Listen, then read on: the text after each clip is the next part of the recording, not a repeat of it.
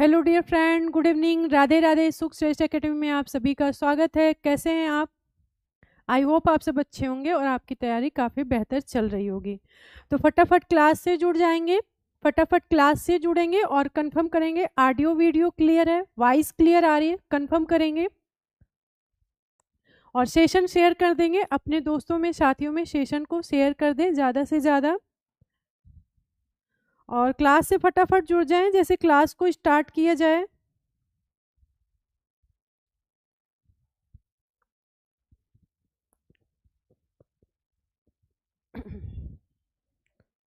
तो कंफर्म करेंगे एक बार, ऑडियो वीडियो क्लियर है, वॉइस क्लियर है, कंफर्म करेंगे।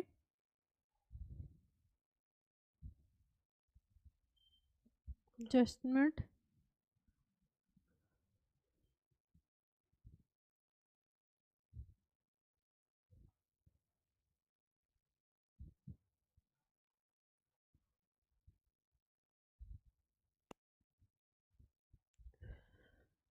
तो क्लास से जुड़ जाएं जैसे क्लास को स्टार्ट किया जाए।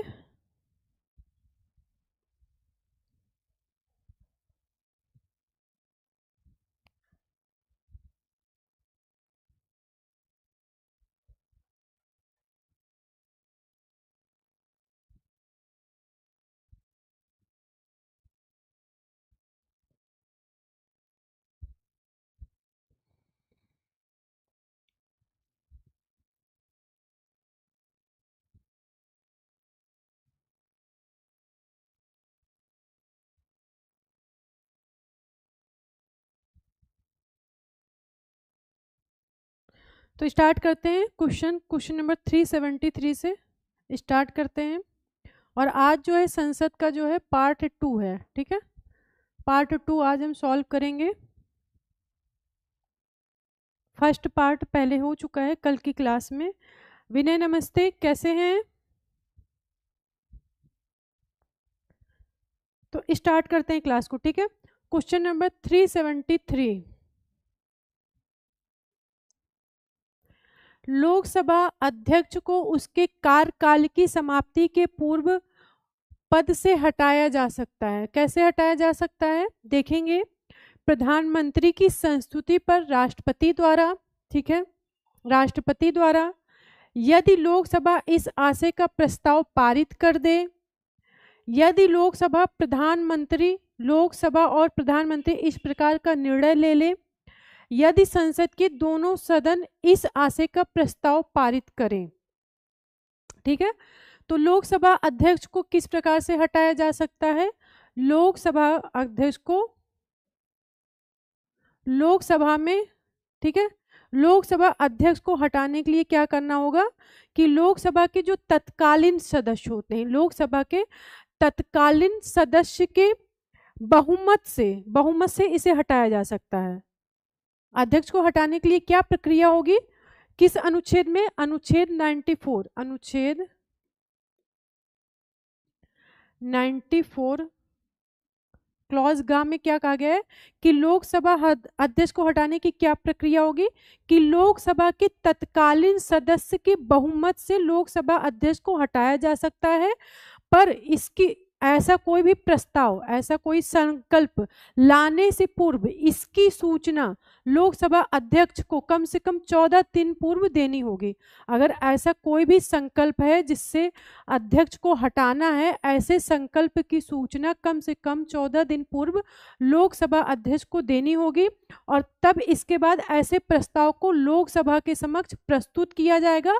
और प्रस्तुत करने के बाद क्या प्रक्रिया होगी कि जो लोकसभा के तत्कालीन सदस्य हैं उनके बहुमत के द्वारा क्या किया जा सकता है? उनके बहुमत के द्वारा लोकसभा अध्यक्ष को हटाया जा सकता है, ठीक है।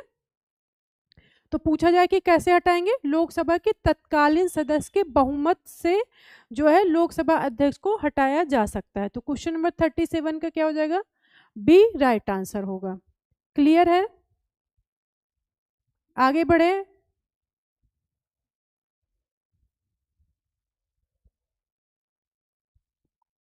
बताएंगे। और इसके हटाने का प्रावधान किस अनुच्छेद में किया गया है? अगर इस तरह से प्रश्न पूछ ले आर्टिकल के संदर्भ में तो क्या हो जाएगा? लोकसभा के अध्यक्ष को हटाने का प्रावधान हमें अनुच्छेद 94 क्लॉज गा के अंतर्गत या क्लॉज सी में मिलता है। ठीक है, क्लियर है?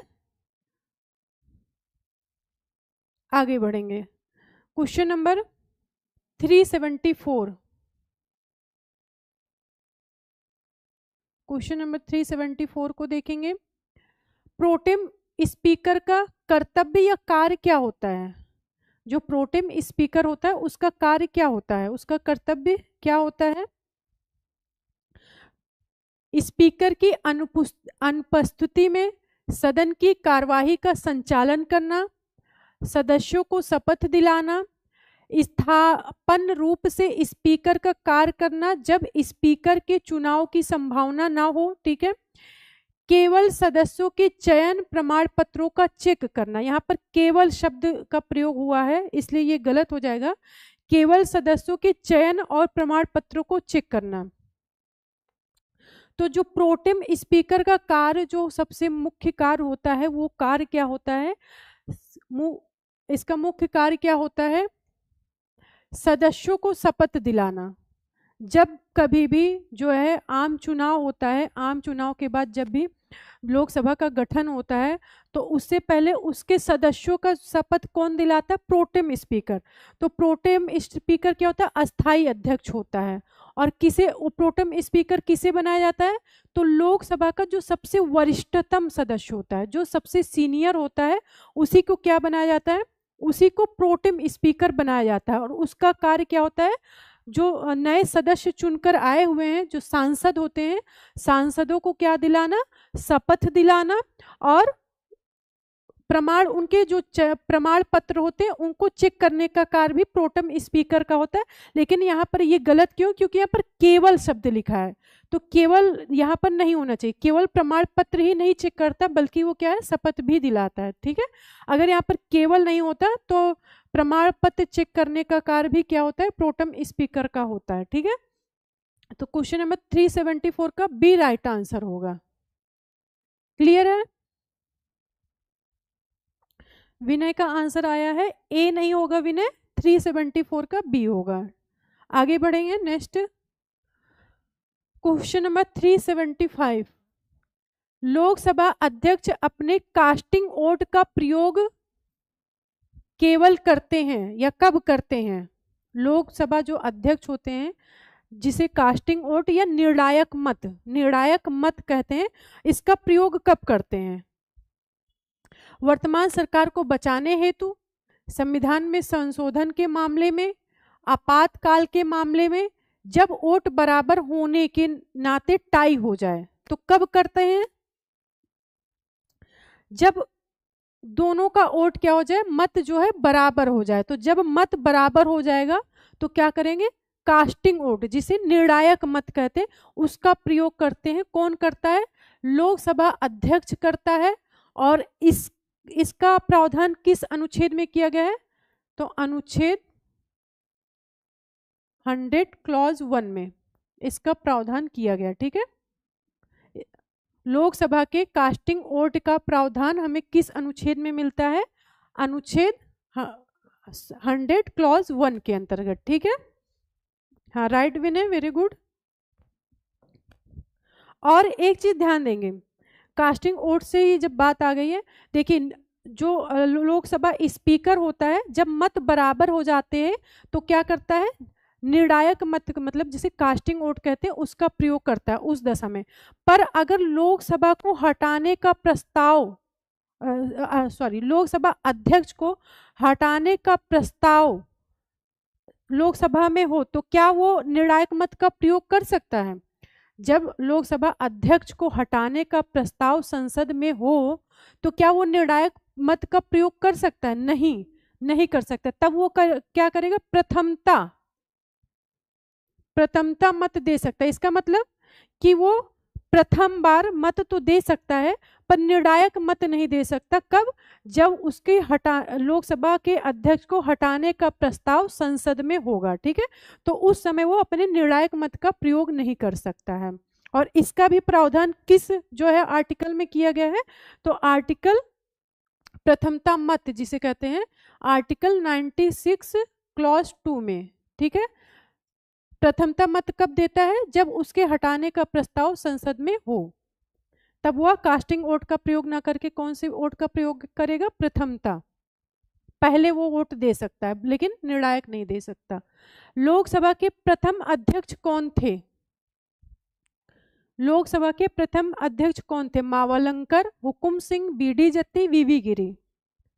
तो ये सभी को पता होना चाहिए। लोकसभा के प्रथम अध्यक्ष कौन थे? जीवी मावलंकर, जिसे कहते हैं गणेश वासुदेव मावलंकर, ठीक है, गणेश वासुदेव मावलंकर। और ये कब बने थे अध्यक्ष? तो 15 मई 1952 को। कब? 15 मई 1952 को प्रथम लोकसभा अध्यक्ष कौन बना था? जीवी मावलंकर। हाँ, कृपा शंकर का आंसर है, वेरी गुड। आगे बढ़ेंगे। लोकसभा की प्रथम बैठक कब हुई थी? किस बताएंगे? लोकसभा की प्रथम बैठक किस डेट में हुई थी?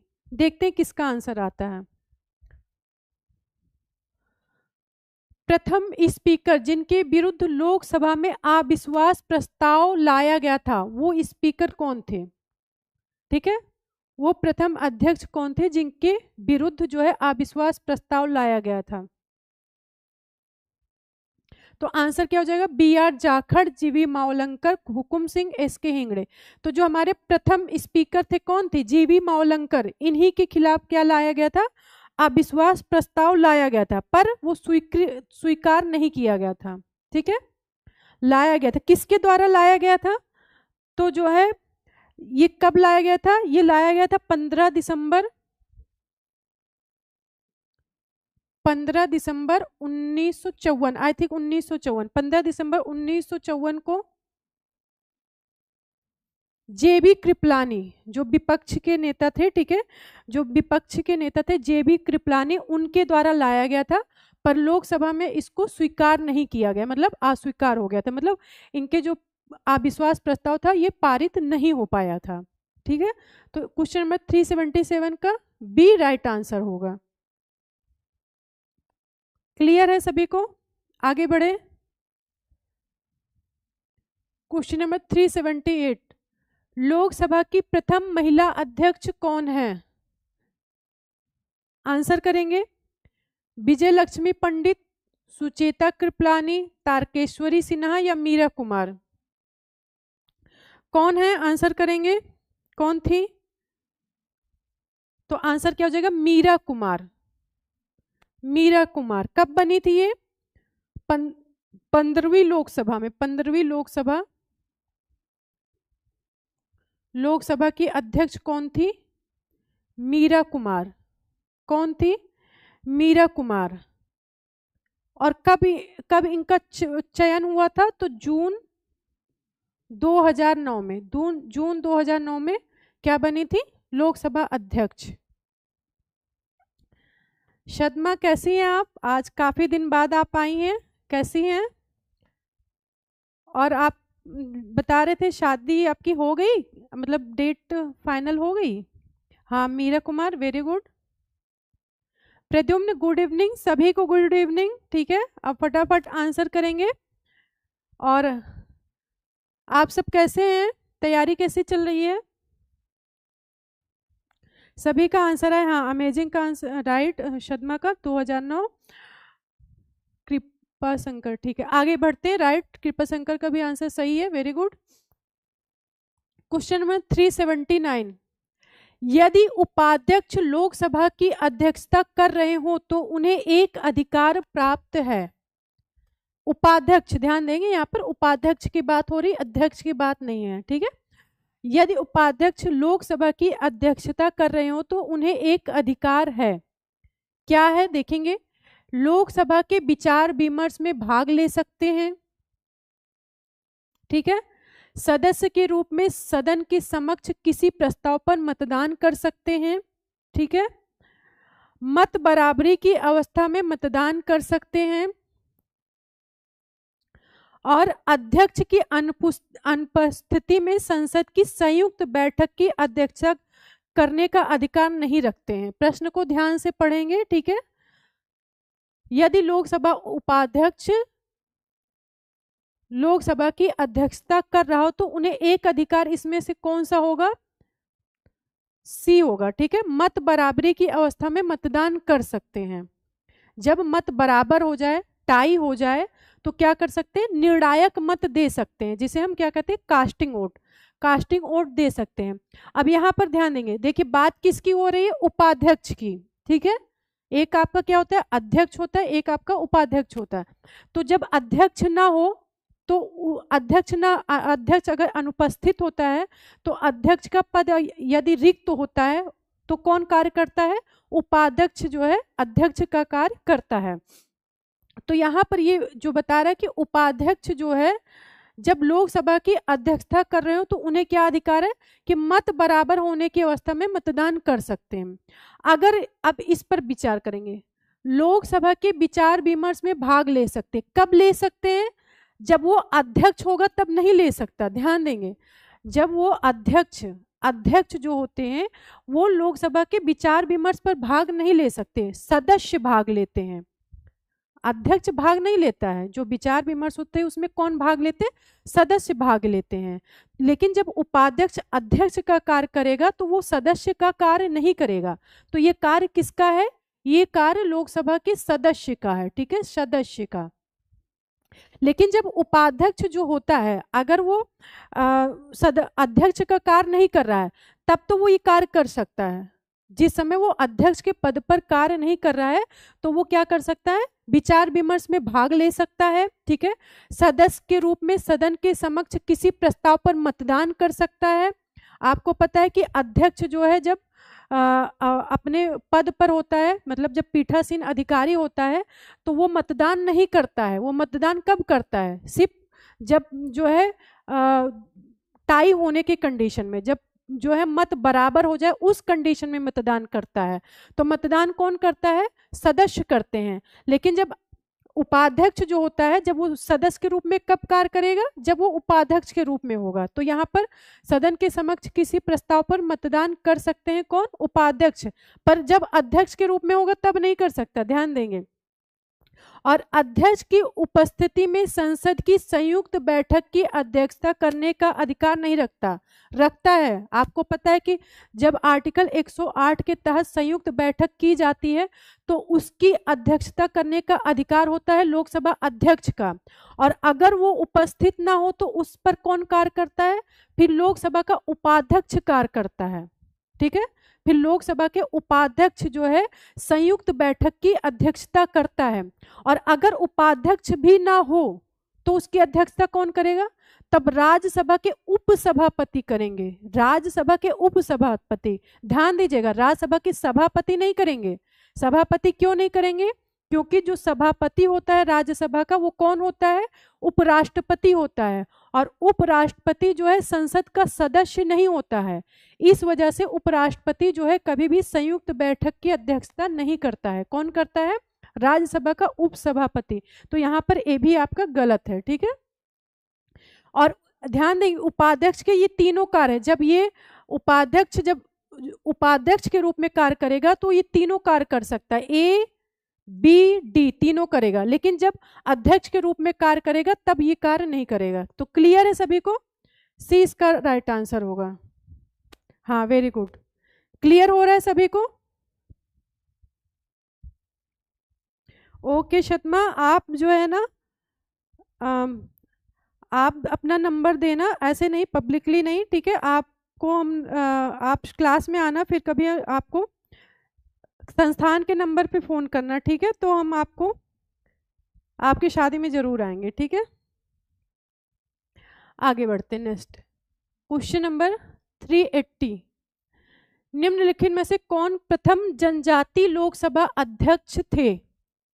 प्रथम जनजाति लोकसभा अध्यक्ष कौन थे?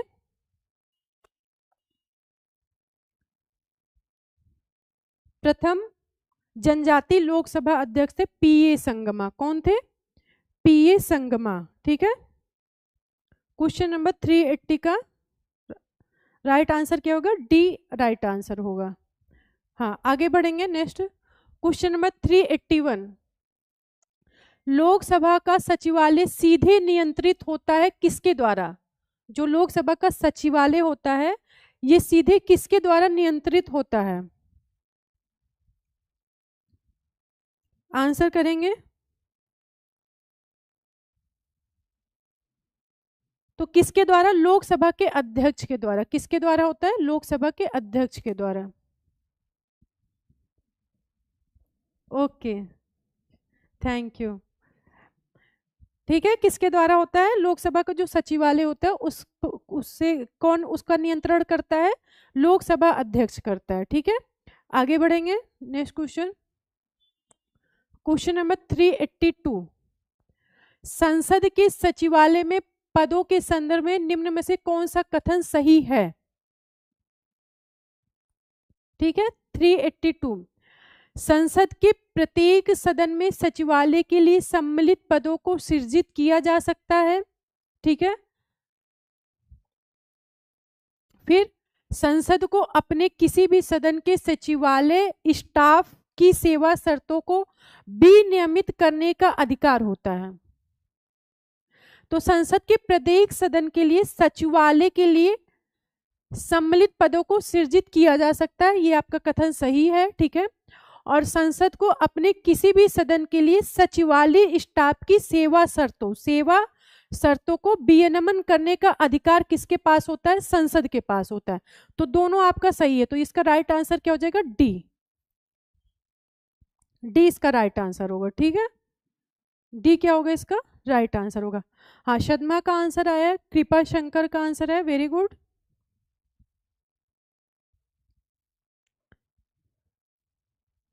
आगे बढ़ेंगे। नेक्स्ट क्वेश्चन नंबर 383, राज्यसभा के सदस्य चुने जाते हैं। राज्यसभा के सदस्य चुने जाते हैं राज्यों की विधानसभाओं द्वारा, राज्यों की विधान परिषद द्वारा, राज्यों की विधानसभा विधान परिषद द्वारा, नगर पालिका के सदस्यों और ग्राम पंचायतों के सदस्यों द्वारा। आंसर करेंगे 383 का आंसर करेंगे। तो इसका जो राइट आंसर होगा वो होगा आपका राज्यों की विधानसभा द्वारा। जो राज्यसभा के जो सदस्य चुने जाते हैं उनके निर्वाचक मंडल में कौन भाग लेता है? राज्यसभा के जो सदस्य चुने जाते हैं, जो प्रतिनिधि चुने जाते हैं, उनके निर्वाचक मंडल में कौन भाग लेता है?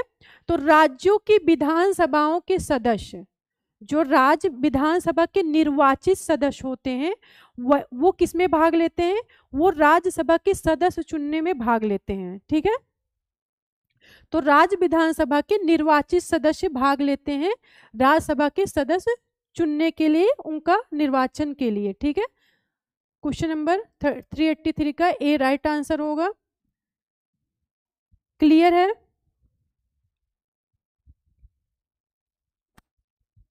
आगे बढ़ेंगे। नेक्स्ट आप लोग बताइए। ठीक है, आप लोग बताएंगे कि राष्ट्रपति के निर्वाचक मंडल में कौन भाग लेता है?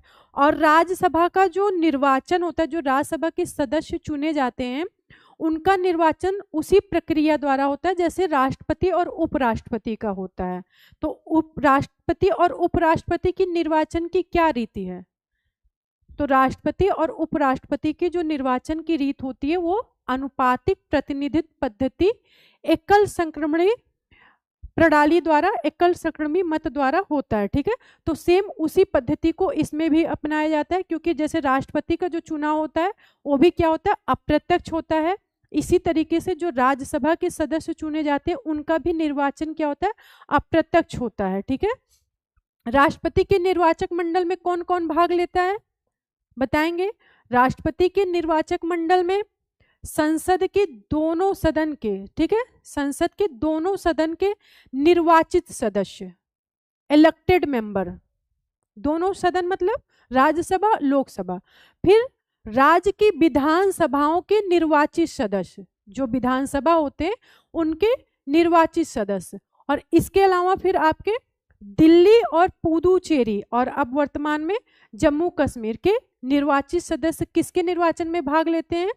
राष्ट्रपति के निर्वाचन में भाग लेते हैं। ठीक है, तो आपका क्लियर है? राष्ट्रपति के निर्वाचन में कौन कौन भाग लेता है और राज्यसभा के सदस्यों के निर्वाचन में कौन भाग लेता है? तो सिर्फ राज्य विधानसभाओं के निर्वाचित सदस्य। क्वेश्चन नंबर 384 को देखेंगे। निम्नलिखित में से राज्यसभा के विषय में कौन सही है? यह भंग नहीं की जा सकती, इसका कार्यकाल 5 वर्ष का होता है, प्रत्येक 2 वर्ष बाद इसके 1/3 सदस्य का कार्यकाल समाप्त हो जाता है, इसके सदस्य 25 वर्ष से कम आयु के नहीं होंगे। तो इसमें आपका यह भंग नहीं की जा सकती बिल्कुल सही है, क्योंकि जो राज्यसभा होती है वो क्या होती है? स्थायी सदन होती है। राज्यसभा स्थायी सदन है, तो यहाँ पर ए आपका सही है। इसका कार्यकाल 5 वर्ष का होता है, ठीक है। जब राज्यसभा क्या होती? स्थायी सदन होती, तो राज्यसभा का कार्यकाल जो है नहीं होता है, ये क्या है? स्थायी सदन है।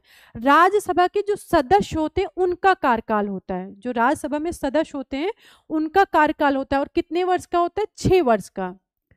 तो राज्यसभा के सदस्यों का कार्यकाल होता है, ना कि राज्यसभा का, ठीक है। तो ये आपका क्या है? क्योंकि राज्यसभा क्या है? स्थायी सदन है, तो ये आपका कथन क्या है? गलत है। प्रत्येक 2 वर्ष पर इसके 1/3 सदस्यों का कार्यकाल समाप्त हो जाता है, ये भी आपका सही है। तो 1 और 3 इसमें से सही है, सी इसका राइट आंसर हो जाएगा। और शर्मा का आंसर आया है, कृपा शंकर का आंसर है, वेरी गुड, ठीक है। और इसकी आयु कितनी होनी चाहिए? राज्यसभा के सदस्यों की कम से कम 30 वर्ष की आयु होनी चाहिए, ठीक है। कितनी? 30 वर्ष की। हाँ, वेरी गुड। जो न्यूनतम आयु होती है वो 30 वर्ष होती है। राज्यसभा को हम क्या कहते हैं? राज्यसभा को हम उच्च सदन कहते हैं, और राज्यसभा को हम द्वितीय सदन भी कहते हैं, ठीक है। राज्यसभा को उच्च सदन और राज्यसभा को हम द्वितीय सदन भी कहते हैं।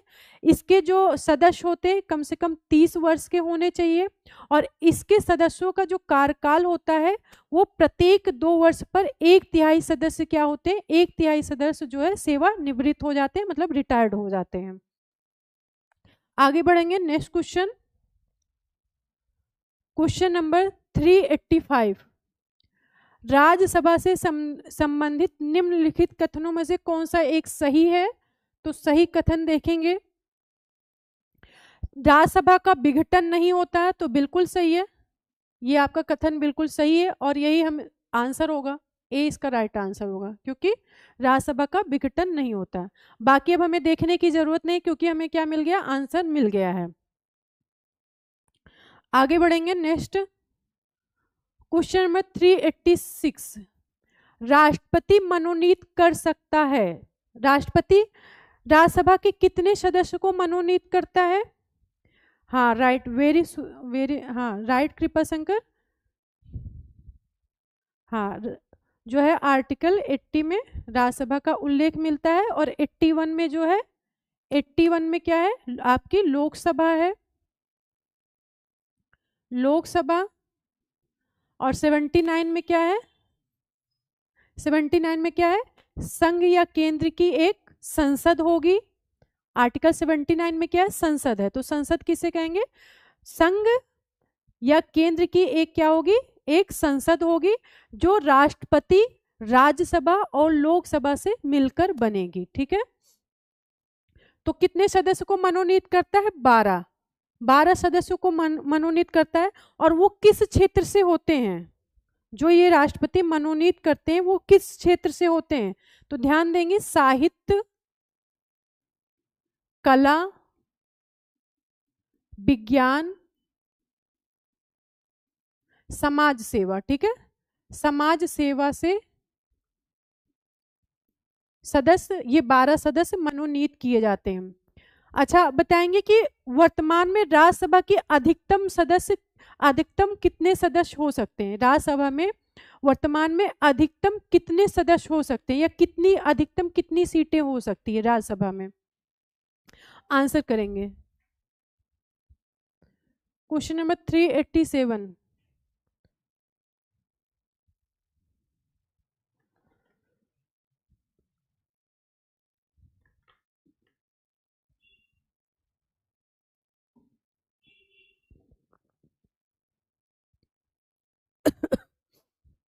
हाँ वेरी गुड। कृपा शंकर बहुत अच्छा। हाँ 250। और कितने वर्तमान में कितने हैं? 250 तो मैक्सिमम सीट हो सकती है। और वर्तमान में कितने हैं? तो वर्तमान में कितनी सीटें हैं? 245। 245 है, ठीक है।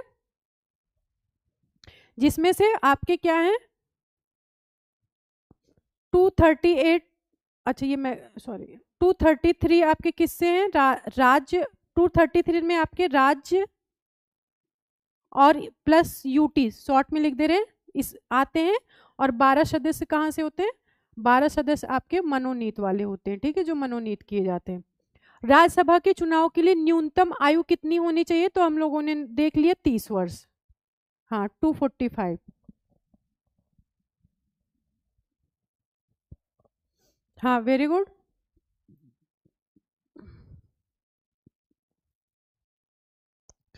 निम्नलिखित में से कौन सा एक कथन राज्य सूची के विषय में, राज्य सूची के विषय में के संबंध में विधि बनाने की संसद के शक्ति के बारे में सही नहीं है? निम्नलिखित में से कौन सा एक कथन राज्य सूची के विषय के संबंध में विधि बनाने की संसद की शक्ति के बारे में सही नहीं है? देखेंगे। राज्यसभा को घोषित करना होगा कि ऐसा करना राष्ट्र हित में है, ठीक है, राष्ट्र हित में है। राज्यसभा को उपस्थित और मत देने वाले सदस्यों में से कम 2/3, कम से कम कितने? 2/3 सदस्यों द्वारा समर्थित संकल्प पारित करना होगा। ऐसी विधि संपूर्ण भारत या उसके किसी भी भाग के लिए बनाई जा सकती है। राज्य सूची में सम्मिलित विषय के संबंध में राष्ट्रहित में विधि केवल राज्यसभा बना सकती है। तो डी इसका आंसर होगा, क्योंकि प्रश्न पूछा क्या था कि संसद की शक्ति के बारे में सही नहीं है। तो डी इस आपका सही है। आप अनुच्छेद 249 में क्या कहा गया है? अनुच्छेद 249 में कहा गया है कि राज्यसभा अपने उपस्थित तथा मत देने वाले सदस्यों का कम से कम 2/3 संकल्प से यह पारित कर दे कि अगर राज्य सूची का कोई भी विषय राष्ट्रीय हित में है तो संसद क्या कर सकती है? संसद उस पर विधि बना सकती है, संसद उस पर कानून बना सकती है। तो यहाँ पर क्या कहा गया कि राज्य सूची में सम्मिलित विषय के संबंध में राष्ट्रहित में विधि केवल राज्यसभा बना सकती है। ये आपका क्या है? सही नहीं है। डी इसका आंसर होगा। और इसका प्रावधान किस अनुच्छेद में किया गया है? अगर आर्टिकल पूछ ले तो क्या हो जाएगा? आर्टिकल 249, ठीक है, आर्टिकल 249। जैसे कि आपके 3 सूचियां हैं, संघ सूची, समवर्ती सूची, आपके जो आपकी सूची है वो 7वीं अनुसूची से संबंधित है। तो 7वीं अनुसूची में क्या किया गया? 7th शेड्यूल से संबंधित है 7वीं अनुसूची। 7वीं अनुसूची क्या है? 7वीं अनुसूची में 3 सूचियां हैं, एक संघ सूची, राज्य सूची और समवर्ती सूची। तो संघ सूची पर केंद्र जो है कानून बनाता है, राज्य सूची पर राज्य कानून बनाता है और समवर्ती सूची पर दोनों कानून बनाते हैं। लेकिन अगर राज्य अनुच्छेद 249 में राज्यसभा को ये अधिकार मिला हुआ है कि अगर राज्यसभा चाहे तो अपने उपस्थित तथा मत देने वाले के 2/3 संकल्प से यह पारित कर दे कि राज्य सूची का कोई विषय क्या है, वो राष्ट्रीय हित में है, तो संसद क्या करेगी? संसद उस पर कानून बना सकती है। ठीक है, तो यहाँ पर क्लियर है? हाँ राइट, संघ सूची, समवर्ती सूची और राज्य सूची। वेरी गुड, आगे बढ़ेंगे। Next question, question number 389। निम्न में से कौन सी शक्तियां लोकसभा को, निम्नलिखित में से कौन सी शक्तियां लोकसभा को राज्यसभा की तुलना में अनन्य रूप में प्राप्त है? देखेंगे। धन विधेयक केवल लोकसभा में प्रस्तुत किया जा सकता है, बिल्कुल सही है। धन विधेयक कहाँ पेश किया जाता है? लोकसभा में। किसकी सिफारिश से? राष्ट्रपति की सिफारिश से या राष्ट्रपति की अनुमति से लोकसभा में धन विधेयक को पेश किया जाता है। ठीक है, ये आपका कथन सही है। फिर धन विधेयक के निरस्तीकरण अथवा संशोधन के संबंध में शक्ति किसके पास है? लोकसभा के पास है, ये भी आपका सही है। मंत्रिपरिषद के उत्तरदायित्व के संबंध में बिल्कुल क्या कहा गया है? अनुच्छेद 75(3) में क्या कहा गया? अनुच्छेद 75 क्लॉज 3 में क्या कहा गया है कि जो मंत्रिपरिषद है वो लोकसभा के प्रति उत्तरदायी है। तो यहाँ पर बिल्कुल सही है। यहाँ पर हमें किसके बारे में पूछा जा रहा है? लोकसभा के बारे में। तो मंत्रिपरिषद के उत्तरदायित्व के संबंध में ये भी आपका सही है। अखिल भारतीय सेवाओं के सृजन के संबंध में, तो डी इसका 4 इसका आंसर होगा। अच्छा यहाँ पर सॉरी, यहाँ पर आंसर आपका क्या हो जाएगा? 1 2 3 बी इसका आंसर होगा, क्योंकि अखिल भारतीय सेवाओं के सृजन के संबंध में जो अधिकार है वो किसके पास है? वो राज्यसभा के पास है। जो अनन्य अधिकार है वो किसके पास है? राज्यसभा के पास है। किस आर्टिकल के तहत? अनुच्छेद 312 में, अनुच्छेद 312 में। ठीक है,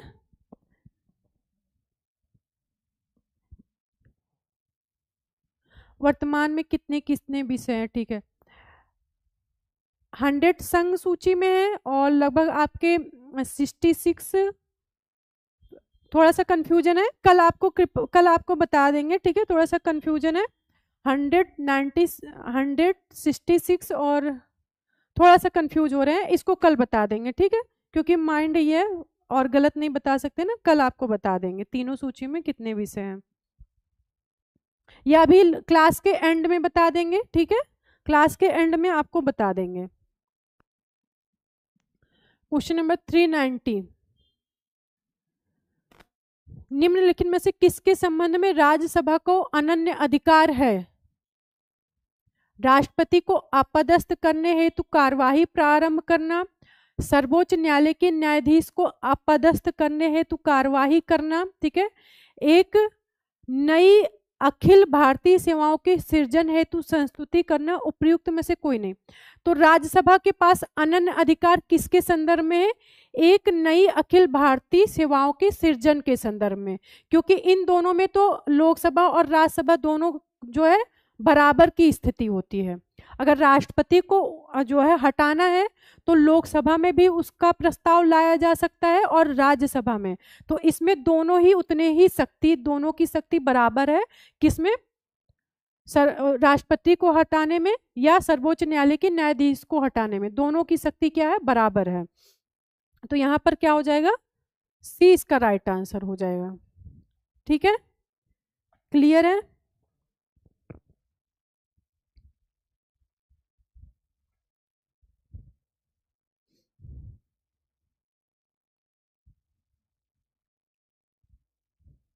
आगे बढ़ेंगे। Next question number 391, question number 391 देखेंगे। निम्नलिखित राज्य युग्मों में से किस राज्यसभा में समान प्रतिनिधित्व है?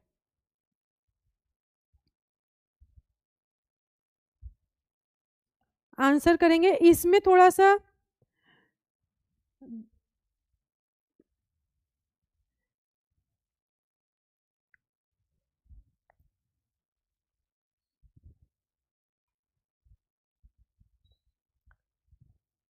इसमें जब तक आप लोगों को सीटों की संख्या नहीं पता होगी तब तक करना मुश्किल है। तो ये आपका प्रश्न देखिए, ये जो प्रश्न है ये प्रीवियस ईयर प्रश्न है, और प्रीवियस ईयर प्रश्न होने के नाते वर्तमान में इसमें से कोई भी सही नहीं है। तो इसके लिए हमें क्या करना होगा? सबसे पहले हम लोग देख लेते कहाँ पर कितनी सीटें, जैसे कि जो है राज्यसभा में सीटों की संख्या, जैसे कि आंध्र प्रदेश में राज्यसभा की कितनी सीटें हैं? आंध्र प्रदेश में 11 सीटें हैं। कितनी हैं? 11 सीटें हैं। महाराष्ट्र में आंध्र प्रदेश कितनी सीटें हैं?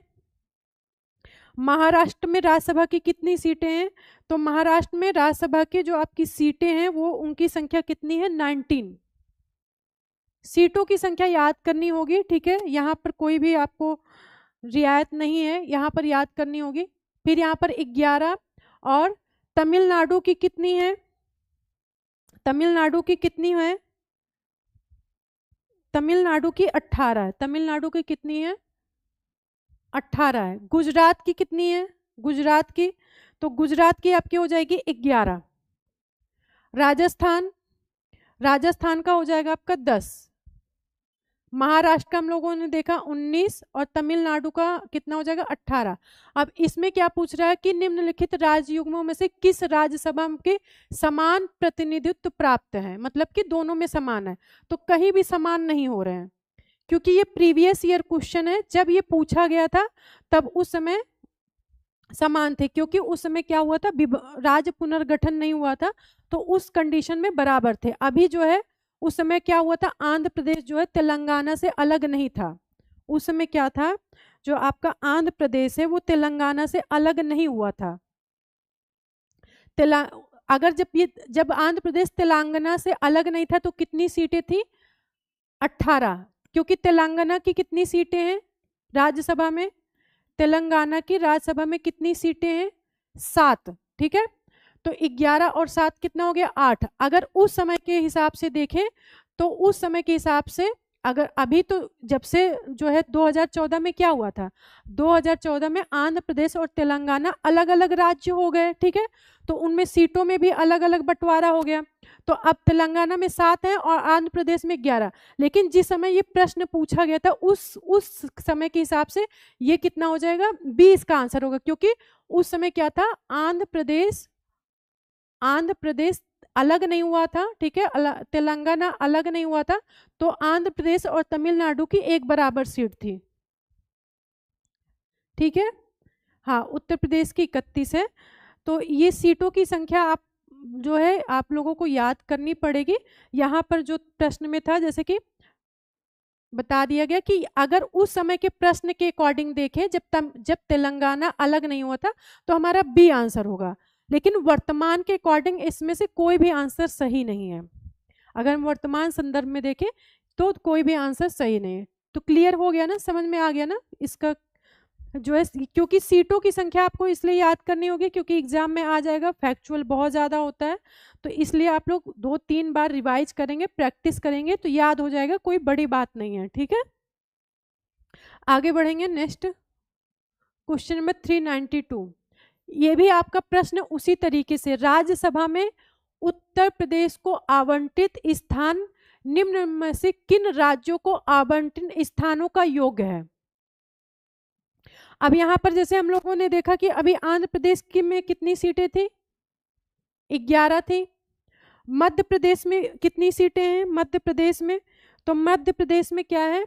11 है।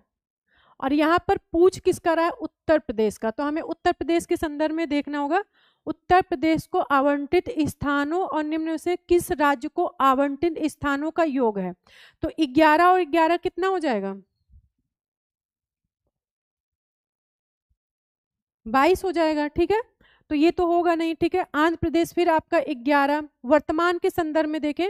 और तमिलनाडु कितना है? अभी हम लोगों ने देखा था तमिलनाडु का कितना है, तमिलनाडु का भी देखा था 18 था ना, तमिलनाडु 18। बिहार की कितनी सीटें हैं? बिहार, तो बिहार में राज्यसभा में कितनी सीटें? 16। गुजरात में अभी हम लोगों ने देखा था, गुजरात में कितनी सीटें हैं? गुजरात में है 11। महाराष्ट्र में कितनी सीटें हैं? तो महाराष्ट्र में आपका हो जाएगा, महाराष्ट्र में जो सीटें हैं वो है 19। और मध्य प्रदेश में 11। अब इसमें से बताना किसका योग जो है, किसका योग जो है उत्तर प्रदेश की सीटों के बराबर है। तो उत्तर प्रदेश में वर्तमान में कितनी सीटें हैं? 31। वर्तमान में 31। अब इसको जोड़ने पे कितना हो रहा है? 22 हो रहा है। तो ये भी आपका सही नहीं होगा। इसको जब हम जोड़ेंगे,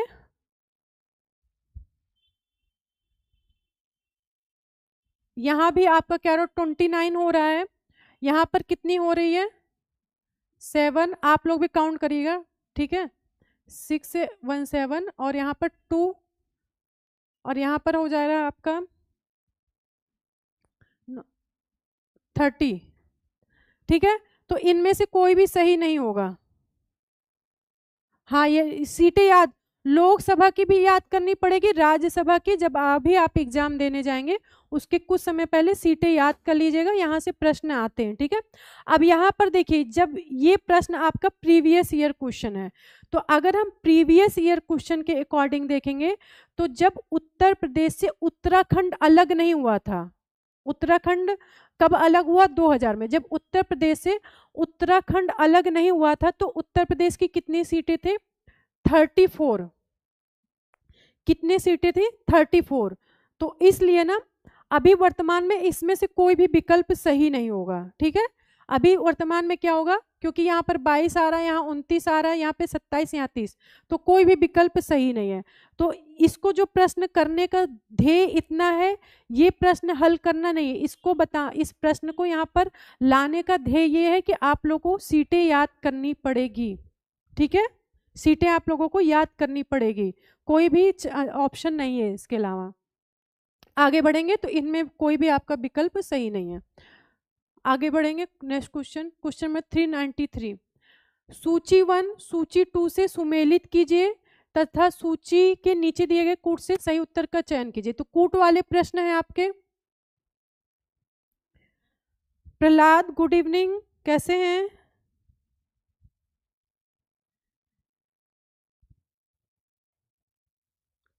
तो यहाँ पर हम लोग देखेंगे कूट वाले प्रश्न है, मैच कराएंगे, ठीक है, मैच कराएंगे। इसका जो आंसर होगा, आंसर तो पहले बता दे रहे फिर मैच कराते, ए इसका आंसर होगा, ठीक है। अभी हम लोगों ने देखा था, क्या देखा था कि राजस्थान में कितनी सीटें थे, सॉरी, अभी हम लोगों ने देखा कि राजस्थान में कितनी सीटें थी? 10। तो ए का क्या हो जाएगा? ए का 1। गुजरात में कितनी सीटें हैं? गुजरात में हमने देखा 11, तो बी का 3। कर्नाटक में कितनी सीटें हैं? कर्नाटक में है 12, तो सी का क्या हो जाएगा? सी का 4। फिर आपका बचा पंजाब, पंजाब में कितनी सीटें? 7। और ये कहाँ की सीटें हैं? राज्यसभा, ठीक है, राज्यसभा की सीटों की बात हो रही है, राज्यसभा की। ओके, मैं भी ठीक हूँ, अच्छी हूँ, ठीक है। तो क्वेश्चन करते हैं, क्वेश्चन नंबर 393 का ए राइट आंसर होगा, ठीक है। क्वेश्चन नंबर 393 का ए राइट आंसर होगा। जस्ट मिनट,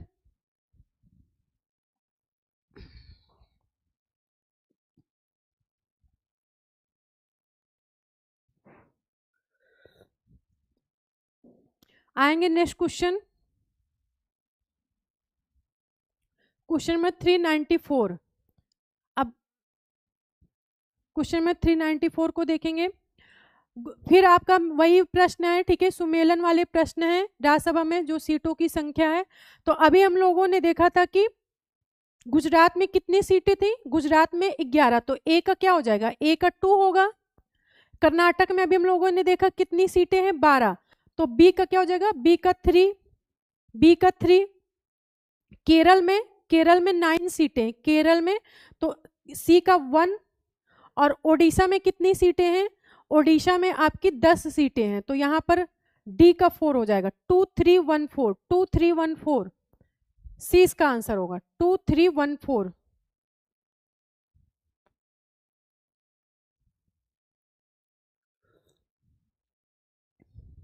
क्लियर है? आगे बढ़ेंगे, सीटों की संख्या याद करनी पड़ेगी सभी को। क्वेश्चन नंबर 395, निम्नलिखित में से किस राज्य से राज्यसभा के लिए निर्वाचित सदस्यों की संख्या सबसे कम है?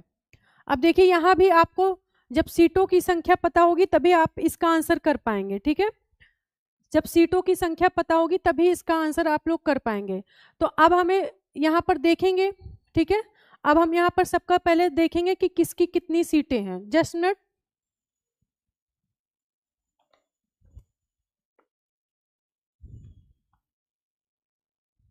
तो हम लोग क्या कर लेते हैं, सीटों की संख्या देख लेते हैं। वैसे इसका आंसर हिमाचल प्रदेश होना चाहिए, ठीक है, हिमाचल प्रदेश। छत्तीसगढ़ में कितनी सीटें हैं? छत्तीसगढ़ में है 5। कितनी है?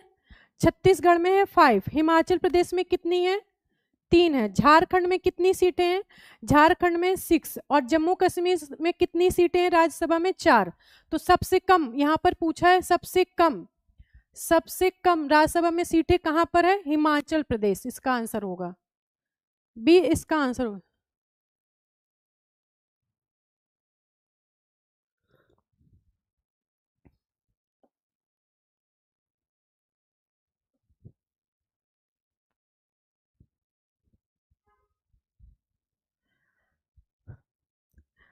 प्रहलाद, इसको आपको बताया जाएगा थेरी क्लास में, ठीक है। और अभी तो पढ़ाई नहीं जा रही है, जब पढ़ाई जाएगी, फिलहाल आपको थेरी क्लास में जब बताया जाता है पूरे डिटेल में, तो वहां पर आपको बताया जाएगा, ठीक है।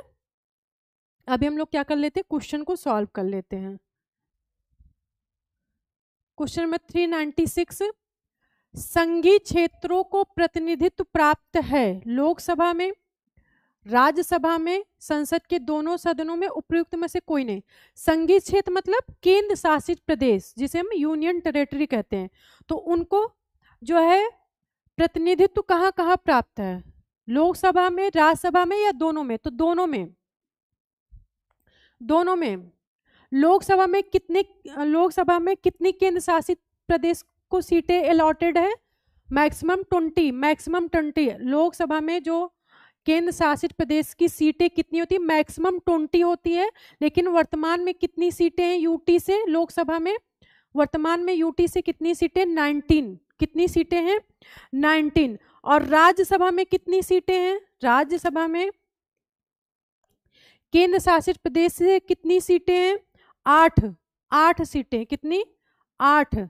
8 में से, इन 8 में से, 8 में कौन कौन है राज्यसभा में? 8 में से कौन कौन है, कौन कौन से हैं? तो आपकी दिल्ली से, इन 8 में से अगर देखेंगे तो दिल्ली से 3 हैं। दिल्ली से 3 सीटें, ठीक है। दिल्ली से आपके 3 सीटें। पुदुचेरी से आपकी, पुदुचेरी से 1 सीटें हैं। और जम्मू कश्मीर, पहले जम्मू कश्मीर क्या था? राज्य था, अब क्या है? Union territory. तो जम्मू कश्मीर से कितनी सीटें हैं? 4। अभी हम लोगों ने देखा था ना, जम्मू कश्मीर से 4 सीटें हैं। तो यहाँ पर क्या हो जाएगा? 19 सीटें लोकसभा में और 8 सीटें राज्यसभा में। तो संसद के दोनों सदनों में केंद्र शासित प्रदेश का प्रतिनिधित्व है। आगे बढ़ेंगे, next question. Question number 397, Rajya Sabha का अध्यक्ष राष्ट्रपति द्वारा नियुक्त किया जाता है, संसद द्वारा चयनित किया जाता है, उपराष्ट्रपति पदेन अध्यक्ष होता है, या राज्य परिषद के सदस्यों द्वारा चुना जाता है? इसका क्या आंसर होगा?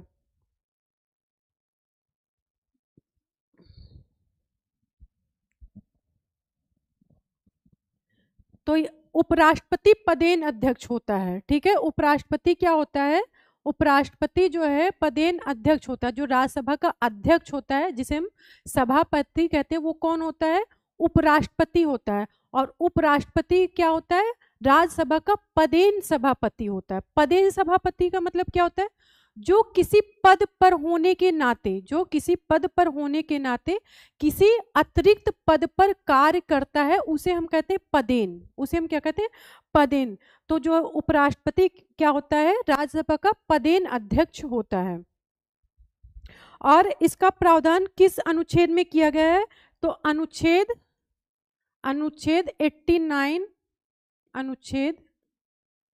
89 क्लॉज 1 में क्या कहा गया है? अनुच्छेद 89 क्लॉज 1 में क्या कहा गया है? कि उपराष्ट्रपति जो है राज्यसभा का पदेन अध्यक्ष होगा, ठीक है। प्रहलाद, ये क्लास डेली नहीं होती है, एक्चुअली अल्टरनेट डे पे होती है ये क्लास, जो है आपकी सिलेक्शन सीरीज है। तो इस टाइम पे आपकी कोई ना कोई क्लास मतलब रहती है, मेरी ही क्लास रहती है, एक आपकी रैपिड चलती है और एक ये आपकी पॉलिटी चलती है। तो ये डेली ना चल के अल्टरनेट डे पर चलती है। पर टाइम इसका हम बता देंगे कि टाइम हमेशा आपका 5 PM फिक्स है। टाइम जब भी होगा 5 PM पर होगा। आगे बढ़ेंगे, क्वेश्चन नंबर 398, किस सभा का अध्यक्ष उसका सदस्य नहीं होता है? किस सभा का अध्यक्ष उसका सदस्य नहीं होता है? राज्यसभा का, लोकसभा का, विधानसभा का या विधान परिषद का? तो जो राज्यसभा का अध्यक्ष होता है क्या होता है, उसका सदस्य नहीं होता है।